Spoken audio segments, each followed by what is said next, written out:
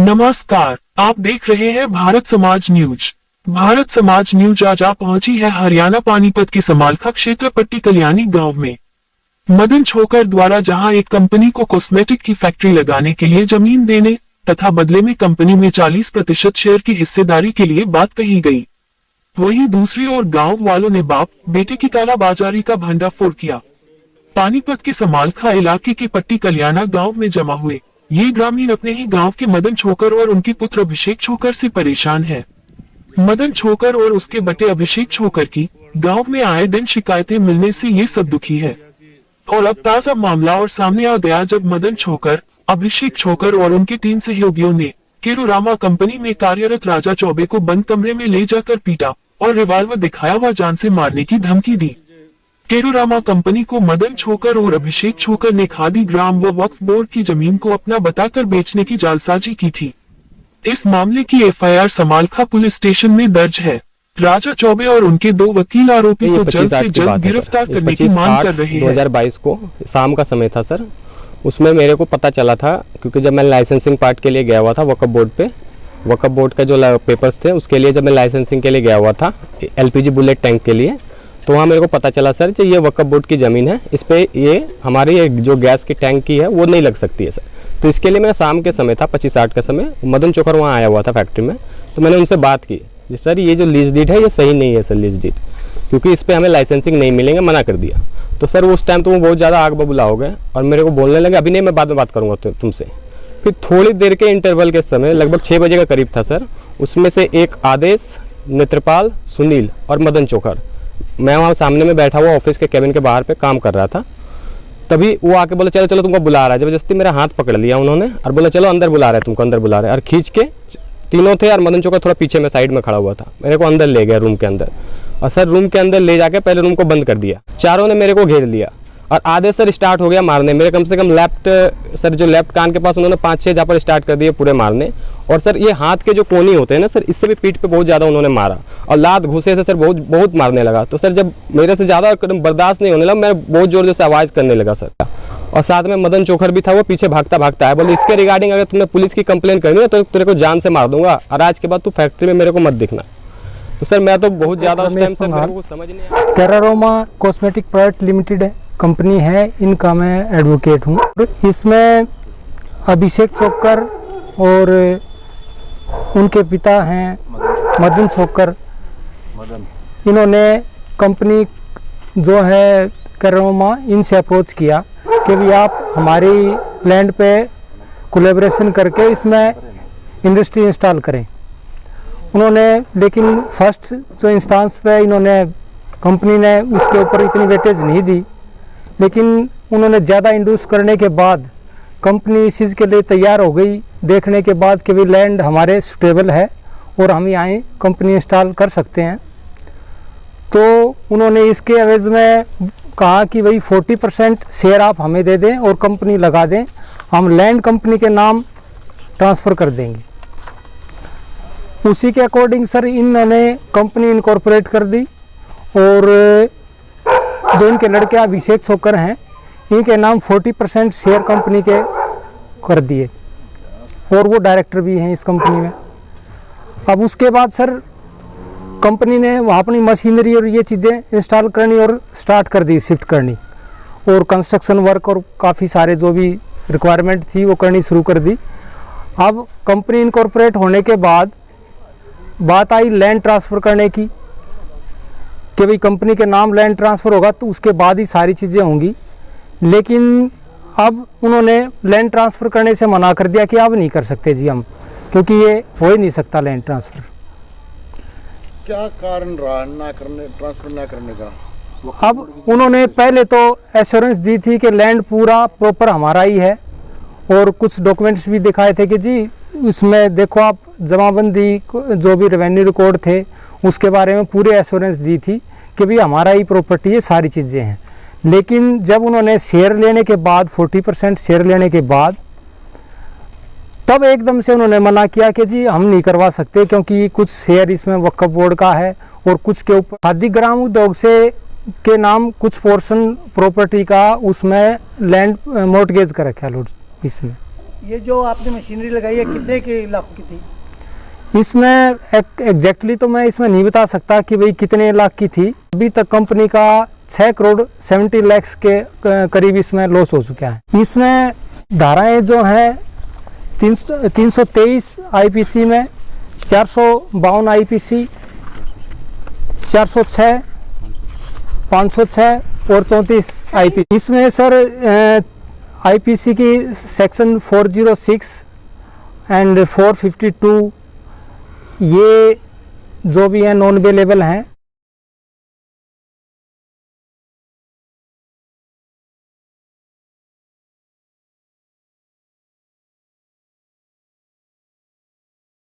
के अंदर है वो। ये राजनीतिक परिवार है। अभी संजय छोकर जी इनके छोटे भाई हैं, जो वो कांग्रेस के राष्ट्रीय प्रवक्ता थे और अब बीजेपी में शामिल हुए हैं। राजनीतिक होल्ड पूरा है।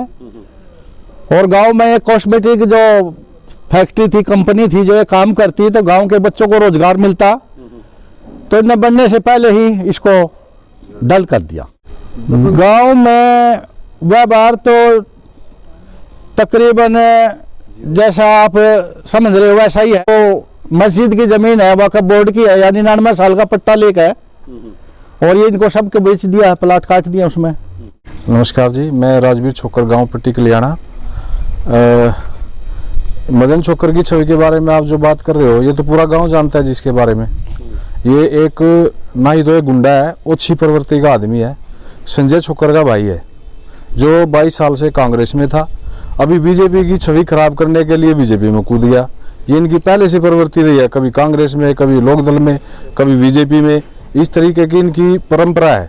गांव में तो इन्होंने ठगी तो स्टार्टिंग से ये दादा बाबा पहले से ही करते आए। पहले इनके बाप सरपंच थे, उन्होंने रेजुलेशन पास करते थे, जमीन पहले हड़प के फिर उसमें प्लॉटिंग करते थे। ऐसा ही इसने किया है। वक्फ बोर्ड की जितनी गांव की जमीन थी सब पे इसने 99 साल का पट्टा करके, ना ही वहाँ कोई किस्त दी, वहाँ फ्रॉड चेक कर सकते हो वहाँ जाके।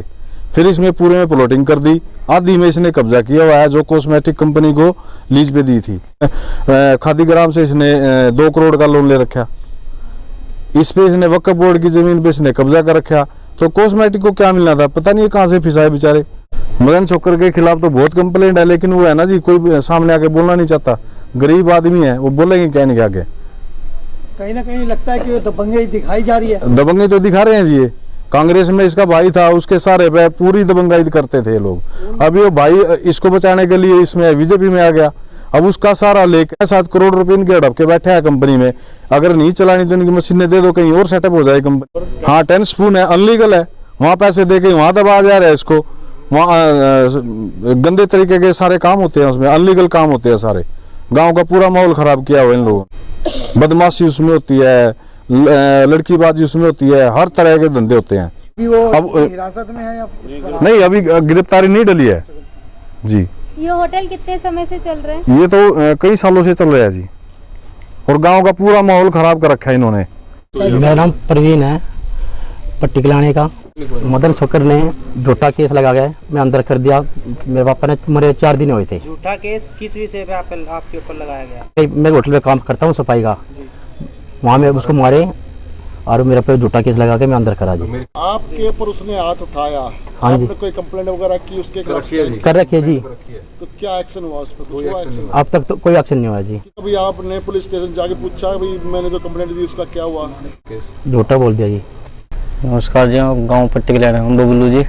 ये जो मदन छोकर है जी, ये जी प्रेशर गिरा जी, हमारी फैक्ट्री में काम करो, ये करो। अगर जो मना करते हैं जी तो फिर मार पिटाई करते हैं। इनका लड़का भी है जी एक अभी। तो वहाँ भाई के साथ मैं होटल पे काम कर रहा था मैं भी, तो हमारे साथ दोनों के साथ मार पिटाई हुई थी। तो आप ही दोबारा केस हमारे पर लगा दिया उन्होंने, वो पैसे को जो कर भी न जो भी करा। हाँ, दोबारा मेरे साथ मारपीट करी जी। मेरे साथ जो कर बाहर निकल के जाता हूँ तो जी आदमी पीछे लगा जी, मेरे मारने की धमकी दे रखी जी ना मेरी। इस विषय पे दोबारा आप थाने में जाके कंप्लेंट आपने कई बार कर लीजिए, उस पर कोई फर्क ही नहीं पड़ता। पुलिस का क्या कहना होता है कि कार्रवाई क्यों नहीं कर रहे हैं वो? करे हो रही है, कार्रवाई हो जाएगी, कोई दिक्कत नहीं, कर जाओ।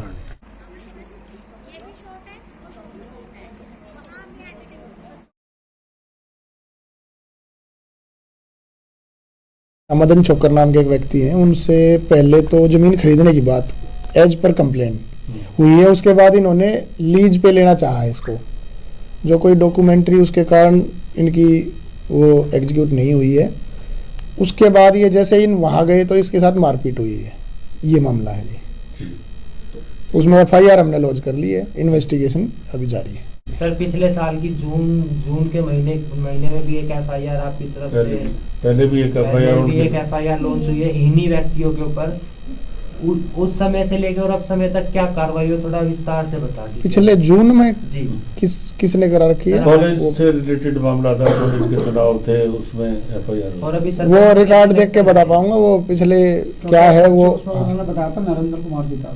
हाँ, वो मेरे संज्ञान में नहीं आई है बात, आपने अभी बताया, उस पर भी वो करके इन्वेस्टिगेशन में सारी चीज़ें की जाएंगी। जैसा कि इन्होंने 24 तारीख को FIR दर्ज कराई है, वो मैं बता देता हूँ। जो धारा उसके आधार पे लगी है उसमें कुछ धाराएं अवेलेबल है, कुछ नॉन अवेलेबल भी है। सर कब गिरफ्तारी का प्रयास? उसमें इनकी तरफ से जो कंप्लेनेंट है उनकी तरफ से हमारे पास जो आनी है दरख्वास्त वो आ चुकी है। बाकी इन्वेस्टिगेशन में अगर किसी और वो होगी तो वो इनको हम नोटिस दे के ले लेंगे, जल्द से जल्द गिरफ्तारी की जाएगी इसमें। सर हमारी सुबह टीम ने पूरा निरीक्षण किया, क्या उनके खिलाफ और पुराने भी कोई केस है? अगर होंगे तो वो सारी चीज़ें हम उसमें जो चालान सबमिट होता है उसमें सब मेंशन करेंगे जी। सर जैसा तो उनके पास रिवॉल्वर है, रिवॉल्वर के ब्याह पे कंपनी मैनेजर को धमकाया गया बंद कमरे में करके, और CCTV की वायरें भी निकाल दी गई। इस विषय पे आप क्या कहना चाहेंगे, और कितना पुलिस प्रशासन सपोर्ट कर रही है कंपनी मैनेजर को? हर पहलू पे जो भी एलिगेशन इसमें है, उसके अलावा भी हर पहलू पे जो भी सच्चाई होगी उस पर जांच करके इन्वेस्टिगेशन की जाएगी। वालों के अनुसार कहना है कि शायद पुलिस लापरवाही कर रही है इस मामले में। नहीं, ये झूठे आरोप है जी, बिल्कुल। सर अभी तक कितना संज्ञान आपने लिया इस विषय पे? इस पे हमने अपनी तफ्तीश जो है कर रहे हैं, ठीक है ना जी, और जल्दी गिरफ्तारी की जाएगी। ठीक है।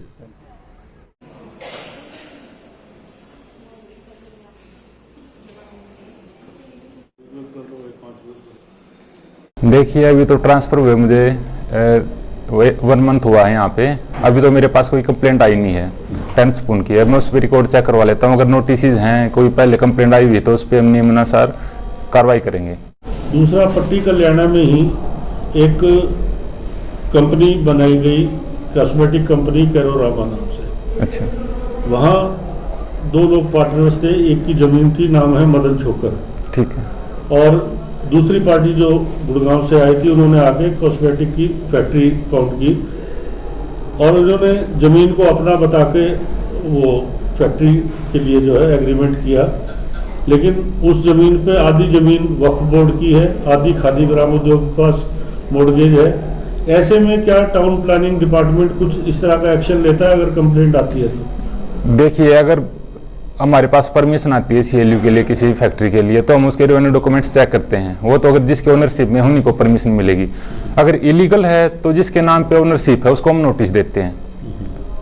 हमारे लिए तो सब ऑफेंडर हैं जिन्होंने परमिशन नहीं ली है, तो किसी भी डिपार्टमेंट की हो हम उनको इंटीमेट करते हैं। इस विषय में कोई कंप्लेंट आती है तो कैसी कार्रवाई विभाग करता है? तो अगर कंप्लेंट आती है तो उसको पहले ये चेक किया जाता है कोई परमिशन है या नहीं है। नहीं है तो फिर उनको जो नियम है हमारा कंट्रोल एरिया एक्ट का उसके हिसाब से कार्रवाई करते हैं उस पर। नहीं, जानकारी तो ऐसा है, पहले उस पर शायद एक्शन हुआ है नहीं हुआ वो तो अभी चेक करना पड़ेगा फाइल में, क्योंकि मेरे नोटिस में आने के बाद कोई कंप्लेंट आई नहीं है 1 महीने में 10 स्पून की। अगर आपके माध्यम से मुझे ये मिला है वहाँ पे कुछ चल रहा है तो फाइल निकलवा के उनके जांच की जाएगी क्या एक्शन हुआ है पहले और फर्दर उसमें क्या एक्शन लेना है नियम के अनुसार। नहीं अप्लाई किया था ऑब्जर्वेशन देखिए 10 स्पून पे डिपार्टमेंट की तरफ से कार्रवाई की गई है, उनके खिलाफ से कुछ नोटिस आरोप जारी हो चुके हैं और उसके बाद उन्होंने CLU के लिए अप्लाई भी किया हुआ है। CLU की परमिशन के लिए हेडक्वार्टर में अप्लाई करना होता है, वहाँ से उनको कुछ ऑब्जर्वेशन कन्वे कर रखी हैं जिससे वो कंप्लाई कर रहे हैं जो लेटेस्ट इन्फॉर्मेशन है। क्या उसमें कोई FIR के भी आदेश हुए? FIR अगर वो अप्लाई नहीं करता CLU के लिए तो उसके खिलाफ हम FIR करते हैं, बट उन्होंने आरोप जाने के बाद डेमोलिशन होने के बाद CLU के लिए अप्लाई कर दिया हेडक्वार्टर में। डेमोलिशन हुआ अभी इसका कभी? अभी डेमोलिशन हो रखा उसका, पहले डेमोलिशन हुई थी जिसके बाद उन्होंने CLU के लिए अप्लाई कर दिया था। एक डेमोलिशन के बाद वो बिना परमिशन लिए दोबारा खड़ा कर ले अगर स्ट्रक्चर? अगर वो अप्लाई कर देता है तो मीन टाइम में उस पर एक्शन नहीं ले सकते हैं, क्योंकि शायद वो उसका ढाबा कंपोजिशन के लिए आ जाता है। कंपोजिशन में कुछ फाइन भर के बिल्डिंग एज इट इज उसकी रह जाती है। अगर उसके तोड़ देंगे हम उसको अप्लाई करने के बाद, तो फिर उसका कोई कंपोजिशन का बनता नहीं है। इसलिए तो नियम के हिसाब से उसको तोड़ते नहीं है, ताकि उसको कंपाउंड करवा पाए सरकार में फीस भर के। तो अभी फिलहाल क्या जांच होगी इसकी? फिलहाल तो अब CLU हेडक्वार्टर में हम उनको ऑब्जर्वेशन कन्वे कर रखी हैं, तो वहाँ पे हम चिट्ठी लिख देंगे, उनसे ऑब्जर्वेशन कंप्लाई करवा के उनको परमिशन प्रदान की जाए।